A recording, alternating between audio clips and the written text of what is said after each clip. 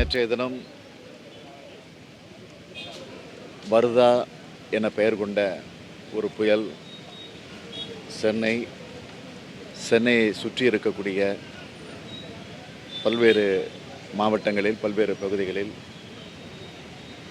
தாக்கி ஒரு கடுமையான சோதனையை மக்களுக்கு உண்டாக்கியிருக்கிறது. ஒரு மிகப்பெரிய பாதிப்பு சென்னை சுற்றி இருக்கக்கூடிய பகுதிகளில் ஏற்பட்டிருக்கிறது. குறைந்தபட்சம் 10 பேருக்கு மேல் பலியாகி இருக்கிறார்கள் என்று தேசிய பேரிடர் அமைப்பு செய்தியாக வெளியிட்டிருக்கிறது. ஆக இந்த வர்தா புயலால் சென்னை மாநகரம் முழுமையாக முடங்கி இருக்கிறது. ஆக அந்த வகையில் என்னுடைய கொளத்தூர் சட்டமன்ற தொகுதியில் பாதிக்கப்பட்டிருக்கக்கூடிய பகுதிகளை நேரடியாக சென்று இன்று நான் பார்வையிட்டிருக்கிறேன். ஒட்டுமொத்தமாக இதுவரையில் நமக்கு கிடைத்திருக்கக்கூடிய செய்தி, இதுவரையில் 20,000 மரங்கள் சாய்ந்திருப்பதாகவும் 3000க்கும் மேற்பட்ட மின்கம்பங்கள் இந்த புயலால் ஆங்காங்கு சாய்ந்திருப்பதாகவும் செய்திகள் வந்து கொண்டிருக்கிறது. எனவே ஆங்காங்கு மரங்கள் விழுந்திருக்கக்கூடிய இந்த மரங்களை அப்புறப்படுத்துகிற முயற்சியில், அதேபோல் மின்கம்பங்களை உடனடியாக சரி செய்து மின் இணைப்பை உடனடியாக அந்த பகுதியில் உருவாக்கிட வேண்டும்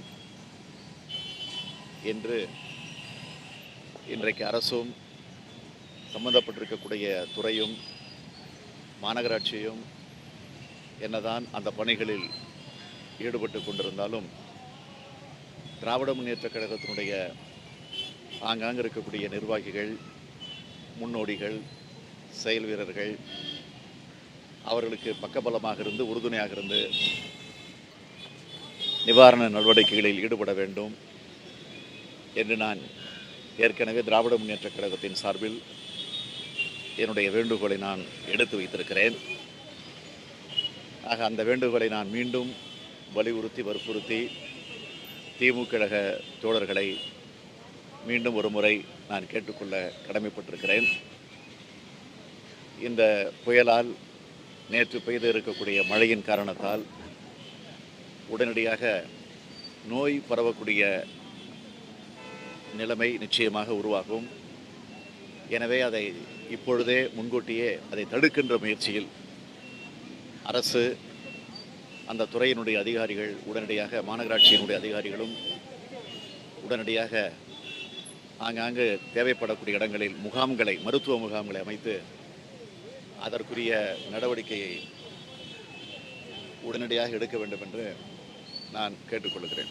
நீங்கள் நடந்து சென்றீங்க, இருசக்கர வாகனத்தில் சென்று மக்களை சந்தித்து அவருடைய முறையீடு என்னவாக இருக்கும்? முறையீடுகளை பொறுத்தவரையில் குறிப்பாக ஆங்காங்கு மரங்கள் சாய்ந்து சிலருடைய வீடுகளிலே விழுந்து அந்த வீடுகளே ஒரு ஆபத்தான நிலையில் இருக்கக்கூடிய ஒரு சூழ்நிலை இருந்து கொண்டிருக்கிறது. எனவே அதிலிருந்து உடனடியாக எங்களுக்கு நிவாரணம் வழங்கிட வேண்டும் என்று சொன்னால் உடனே மரத்தை அங்கிருந்து வெட்டி அந்த வீடுகளில் விழுந்திருக்கக்கூடிய அந்த மரங்களை எல்லாம் உடனே அப்புறப்படுத்த வேண்டும் என்ற கோரிக்கையை அவர்கள் வைத்திருக்கிறார்கள். எனவே அந்த கோரிக்கை நான் சம்பந்தப்பட்ட அதிகாரியிடத்தில் நான் எடுத்துச் சொல்லியிருக்கிறேன். தொடர்ந்து அதை நான் எடுத்துச் சொல்லிக் கொண்டிருப்பேன்.